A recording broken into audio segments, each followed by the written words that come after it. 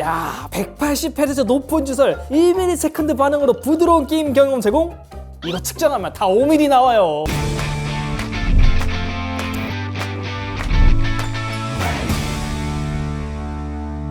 안녕하세요, 똥멀리의 에디입니다. 처음 컴퓨터 하드웨어나 주변 기기에 관심을 가지면 자연스럽게 한 번쯤 들어오게 되는 K사전. 많은 PC 부품들과 주변 기기 등 다양한 제품들의 정보를 전달드리고 있는데요, 정보와 리뷰들을 확인해 보면 방대한 자료들과 마주하게 됩니다. 그 중에서도 측정 그래프를 봤을 때 쉽게 이해가 되는 자료도 있겠지만 봐도 이게 무슨 소린가 싶은 그런 생각이 들 때도 있죠. 그래서 오늘 준비한 콘텐츠가 바로 K사전 그래프 쉽게 보는 방법입니다. 특히 많은 분들이 어려워하시는 이 디스플레이, 여기 그래프 보는 방법 지금부터 쉽게 한번 풀어드릴게요. 먼저 K사전에는 엄격한 환경 통제 속에서 전문 장비들을 활용해 이 테스트를 진행하게 되는데요, 하지만 이렇게 통제된 환경 속에서도 계절 변화나 온도나 습도 등 여러 가지 요소에 따라 차이가 발생할 수밖에 없습니다. 측정하는 제품의 상태에 따라서도 차이가 발생할 수 있죠. 그렇기 때문에 같은 제품이라도 테스트를 진행한 샘플 하나가 모든 제품을 대변하지 않는다는 점, 이 부분부터 참고를 부탁드릴게요. 그리고 매체에 따라 측정 시 활용하는 테스트 방식이나 장비 등 여러 가지 요소가 조금씩 다를 수 있습니다. 때문에 K사전의 테스트 결과와 함께 타 매체 측정 결과도 있다면 같이 한번 비교해 보시는 걸 추천드려요.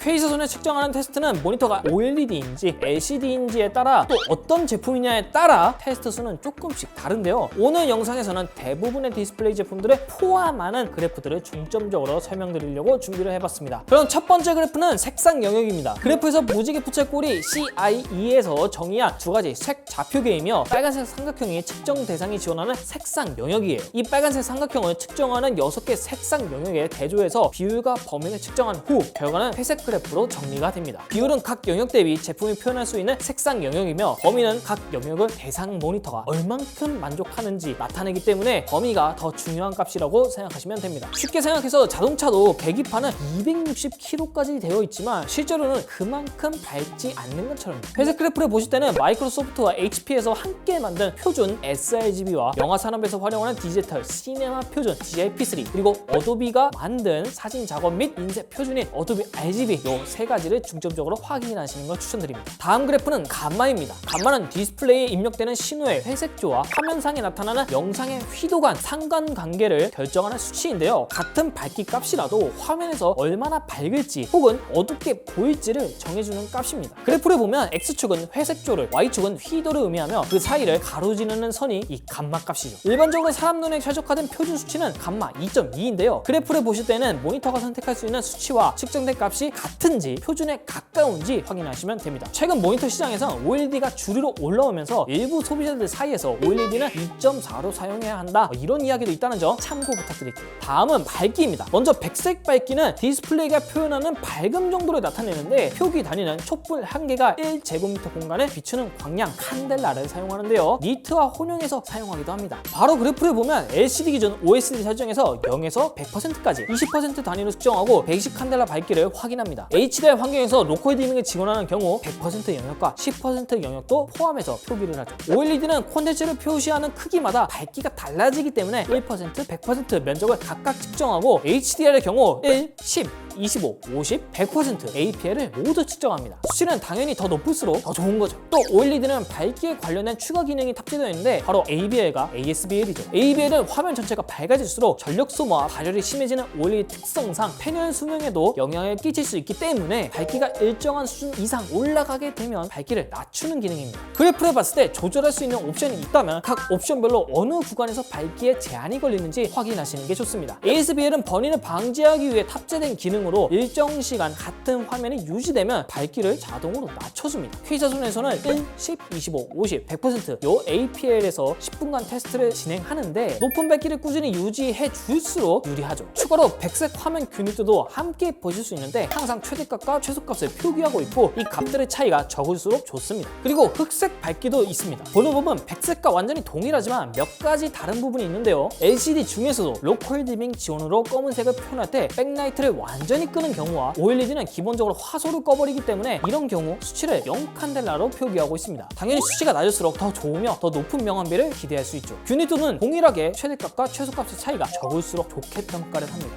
그대로 이어서 명암비도 함께 살펴보면 명암비는 화면에서 흰색은 얼마나 밝게, 검정색은 얼마나 어둡게 표현할 수 있는지를 나타내는 값입니다. 백색 밝기가 밝을수록 그리고 흑색 밝기가 어두울수록 명암비가 높아지고 우수한 화질 표현이 가능해지죠. 이해가 쉽도록 한 가지 예를 들어보자면 보통 LCD에서 IPS보다 VA 패널의 명암비가 더 높은데요. VA가 빛을 더 잘 차단하는 구조의 액정을 가지고 있어 흑색 밝기가 더 어둡기 때문입니다. 그래프를 보실 때 모니터의 사양을 측정 명암비가 만족하는지 확인하고 HDR 환경에서 로컬 디밍을 지원한다면 SDR 대비 얼마나 높은 명암비가 측정되었는지 확인하시는 것도 좋습니다. 명암비도 밝기와 비슷하게 LCD에서 백라이트를 끄거나 OLED처럼 화소를 완전히 꺼버리는 경우 무한대로 표시되거나 1000대1 이상의 명암비로 표현하기도 합니다. 그리고 균일도는 마찬가지로 얼마나 균등하게 표시되는지 확인해 주시면 되겠습니다. 다음 세 건도는 쉽게 이야기해서 빛의 색을 온도로 나타낸 것인데요. 단위는 절대 온도 켈빈을 사용합니다. 수치가 낮을수록 붉은색을 띠고 높을수록 푸른색을 띠게 되죠. 일반적인 디스플레이에서는 6500 켈빈을 표준으로 활용하며 이 값에 가까울수록 유리합니다. 6500보다 더 높으면 화면이 차갑게, 낮으면 따뜻하게 느껴져요. 표준 값은 이렇지만 한국 유저분들은 시원한 화면을 선호하는 경향으로 6500 켈빈도 살짝은 누렇다고 느끼는 분들도 있는데 이런 분들은 6800 켈빈 정도의 색온도를 선호하죠. 균일도는 역시 최대값, 최소값 차이가 작을수록 유리합니다. 자, 그럼 이제 색상 정확도를 한번 살펴볼까요? 컴퓨터가 의도한 색을 모니터가 얼마나 잘 표시해 주는지 나타내는 수치인데요. 그래프를 보시면 가장 좌측부터 색상 샘플과 목표 좌표 그리고 측정 좌표가 있는데 어렵게 생각할 필요 없이 마지막에 보이는 델타의 수치가 색 차이 오차라고 생각하시면 됩니다. 이 수치가 높을수록 원래 색과 다르게 색을 표현한다는 뜻이고 낮을수록 더 정확한 색을 보여준다 라고 생각하시면 됩니다. 보통 아래 이 델타의 평균값이 3.0 미만이면 양호, 2.0 미만은 우수, 1.0 미만은 최고 수준으로 평가를 합니다. 하지만 이건 어디까지나 기준값일 뿐 1.0 미만은 정말 극소수라서 2점대로만 나와도 준수한 디스플레이라고 볼 수 있겠습니다. 다음은 화면 모드별 디스플레이 측정인데요. 이 그래프는 모니터가 지원하는 각 화면 모드마다 여러 항목을 측정하여 함께 정리해둔 일종의 종합 그래프입니다. 지금까지 설명해드린 부분을 모두 종합하여 확인하시고 각 모드에 맞게 조절이 됐는지 요거를 확인하시면 돼요. 가끔 이 화면 모드 값 중에 전체적인 밸런스가 좋은 모드가 있는 경우 영상 리뷰에서는 그 모드를 추천해드리기도 합니다. 그럼 이제 게이밍 성능에 중요한 테스트들이 남아있죠. 먼저 응답 시간입니다. LCD 모니터에서는 액정이 움직이면서 빛을 조절해 화면을 표시하는데요. 이때 화면이 바뀌는데 걸리는 시간을 응답 시간이라고 부르죠. 그래프에서는 수치가 낮을수록 좋은 거예요. 그리고 이거는 사담인데 보통 모니터 광고에서 응답 시간을 1ms,